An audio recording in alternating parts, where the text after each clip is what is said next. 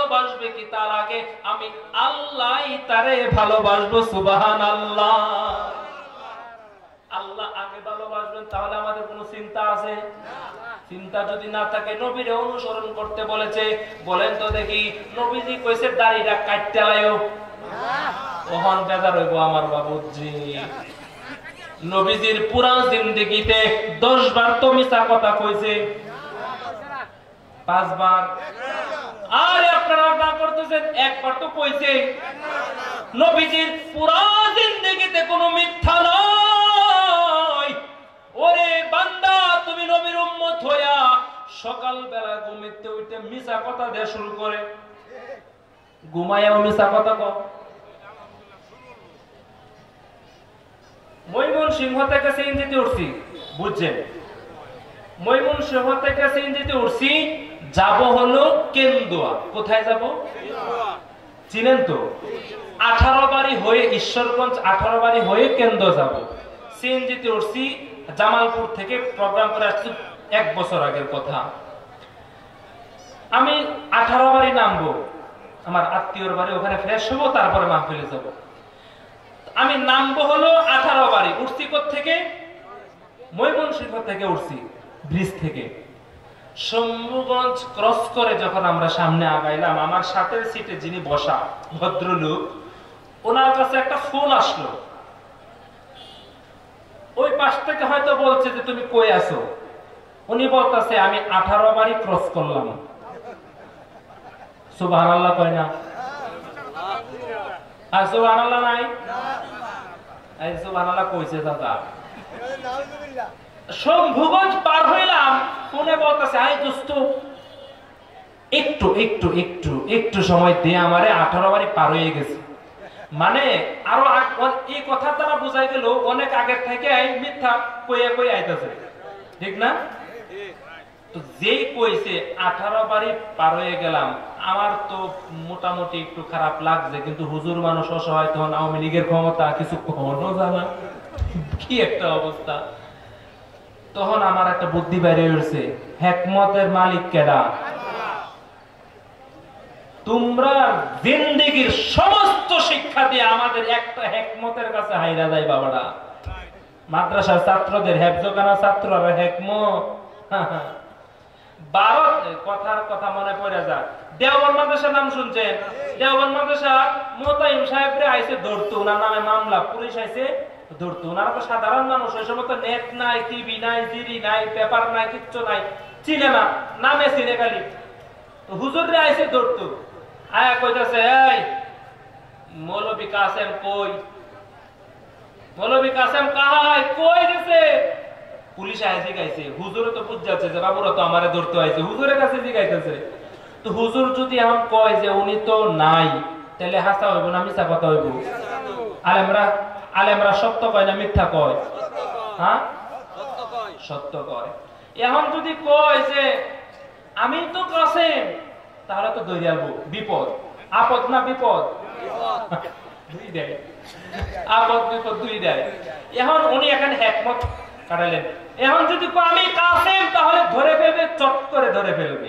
কি করে ধরে ফেলবে? চট করে ধরে ফেলবে। আর যদি কয় যে কাসেম নাই, তাহলে হইব মিথ্যা কথা।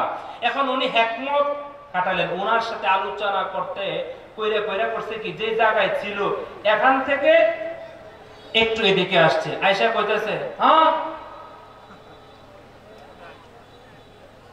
মানে উর্দু ভাষায় বলতেছে আরে মৌলভী কাসেম তো একটু আগে এনো আছে। এখন খুঁজা দেখেন কই আছে, একটু আগে এই জায়গায় ছিল মৌলভী কাসেম, এখন কই আছে খুঁজা দেহ। হাসা কইছে না মিছা কইছে? উনি তো আগে এনোই আছেন, মোহন সে নেমে গেছে। মানে হ্যাঁ আবার চিনে না, যে কইছে একটু আগে এনো আছেন, পরে শুরু করছে দৌড়ে লাইন থেকে যাও সালাম। হিকমত আছে না নাই? আমি কইলাম কি 18 বাড়ি ক্রস করে আছো তুমি, আমি নামবাম 18 বাড়ি। ড্রাইভারে তো ভাই ভাই 4 বাড়ি নাম, থামান থামান।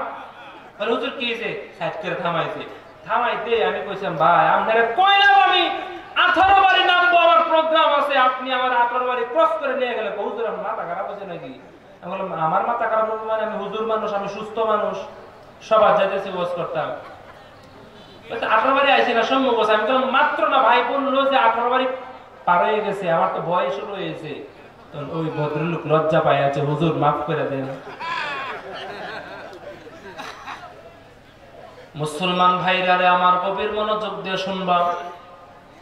কোত্থেকে কই যায়, কথা এক জায়গা থেকে আরেক জায়গায় চলে যায়। আল্লাহ পুরস্কার দিবেন কয়টা? বলেন কয়টা পুরস্কার দিবেন?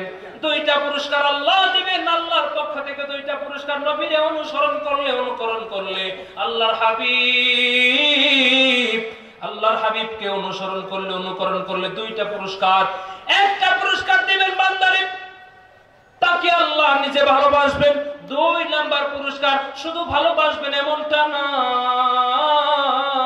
শুধু ভালোবাসবেন এমনটা না, আমার আল্লাহ জিন্দেগীর সমস্ত গুনাহ মাফ করে দিবে। এজন্য নবীরে ভালোবাসতে হবে কি হবে না? আরে জোরে বলেন, হবে কি হবে না?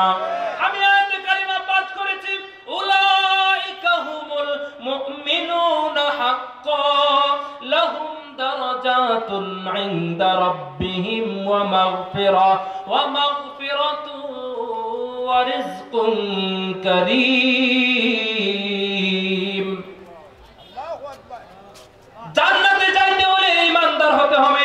আর ঈমানদার কার আল্লাহ পরিচয় দিয়ে গেছেন, বলে ঈমানদার যারা তাদের গুণ থাকতে হবে 5টা। বলেন কয়টা?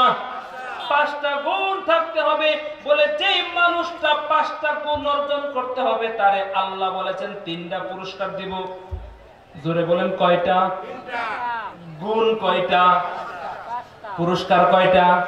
প্রশ্ন করতে পারেন, হুজুর আল্লাহ না দয়াবান, আল্লাহ না মহান, আল্লাহ না ধনী, তাহলে গুণ অর্জন করব কষ্ট করে 5টা, পুরস্কারও দেওয়ার কথা আছেন 5টা, না বাড়ায়া দিত, কম দিব কে?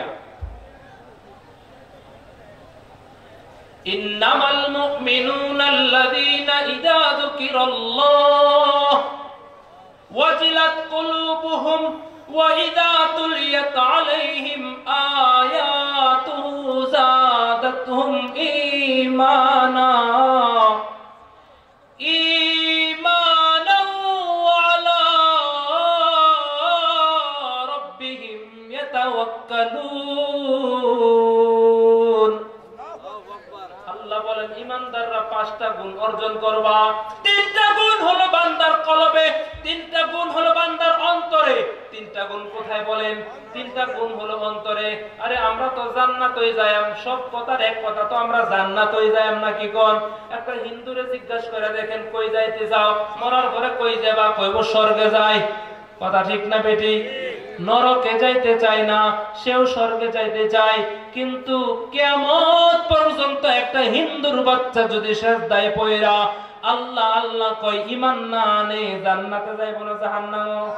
বিনা হিসাবে জাহান্নামে যেতে হবে, কোনো সন্দেহ নাই। এজন্য আমরা যেহেতু জান্নাতে যাইতে চাই, তাহলে ঈমানদারের পরিচয়টা আপনাদের সামনে দিয়া দেই। ঈমানদার আমরা এখানে যারা আছি, আমরা সবাই ঈমানদার আছি কিনা? আমরা সবাই ঈমানদার না? ধরে বলেন ঈমানদার না? ঈমানদার এটা আমরা আশাবাদী। আল্লাহ কি কেউ রে কইছে তুমি ঈমানদার? আছে কেউ? স্বীকৃতি প্রাপ্ত কেউ আছেন? আমরা আশাবাদী, আমরা ঈমানদার। হ্যাঁ, আমরা কেমন ঈমানদার এটা পরিচয়টা দেন। রাগ হইবাই? হয়তো আমনের উপরে উঠতারে জোর তুফান, রাগ হইবাই? প্রতিটি হরফে 10 নেকি আছে, আমলে জমা হয়। পাপের খাতা হতে পাপ যায় তোমার হেসে, নেকিতে হয় বুঝা। মন বরকতময় তাই সবারই দাওয়াত। শুনো মুমিন মুসলমান, পরে দেখো না কোরআন, কত শান্তি পাওয়া যায়। কোরআন মধুর বাণী, আমি যখনই শুনি আমার মন ভরে যায়। কথা কোন ঠিক না বেঠি? যুবক ভাই আমার, ঈমানদারদের 5টা গুণ অর্জন করতে হবে। 1 নাম্বার গুণ, 2 নাম্বার গুণ, 3 নাম্বার গুণ কোথায়? অন্তরের মধ্যে 3টা গুণ অর্জন করতে হবে। 1 নাম্বার, ইন্নামাল মুমিনুনা আল্লাযীনা যিকিরাল্লাহ। আল্লাহু আকবার বলেন। বলেন ঈমানদারদের প্রথম গুণ হইল সদা সর্বদাই জিকির করবে। বলে জিকির করবে, জিকির করবে, জিকিরওয়ালা জিহ্বা বানাতে হবে, সদা সর্বদাই জিকির করতে হবে। আরে কথা তো আরেকটা মনে পড়ছে, কইতাম নাকি? একজন সাহাবী নবীর কাছে গিয়া বলেন, সহজ সরল মানুষ, ইয়া রাসূলুল্লাহ, ইয়া হাবিবাল্লাহ, আপনার সাথে কিছু কথা আছে। আরে বলো কি কথা? নবী ডাকতে বলেন, কি কথা বলে ফেলো। গ্রাম্য সাহাবী, সরল মানুষ, আমাদের মতো সাধারণ মানুষ, শিক্ষা দীক্ষা নাই, আমরা সরল সোজা গ্রাম অঞ্চলের মানুষ, কিছুই বুঝি না। গ্রাম্য সাহাবী আল্লাহর হাবিবকে ডাক দিয়ে বলেন, ইয়া রাসূলুল্লাহ, আপনার লগে একটা কথা আছে, প্রাইভেট কথা। আরে বলো কি কথা? বলে কথাটা হলো ইসলামের যত বিধি বিধান আছে, হুকুম আহকাম আছে, আমার কাছে খুব কঠিন মনে হয়। ইসলামের এত এত বিধান, কঠিন বিধান মেনে আমি জান্নাতে যাইতাম না হুজুর। আমি এত বিধান পালন করতাম না, আমি এত বিধান পালন করতাম না, এত কিছু আমি মানতে পারতাম না, আমার কাছে অনেক বুঝা মনে হয়ে যায়। আল্লাহ রাসূল ডাক দেয়া বলেন, তাহলে আমি কি করব? গ্রাম্য সাহাবী ডাক দেয়া কয়, হাবিব, এমন একটা আমাকে আমল বইলা দেন, এমন একটা পথ বইলা দেন যে পথটা একদম সহজ, এই সহজ আমল করে আমি জান্নাতে যাইতে চাই। সুবহানাল্লাহ পড়েন, সুবহানাল্লাহ, সুবহানাল্লাহ, জোরে পড়েন সুবহানাল্লাহ।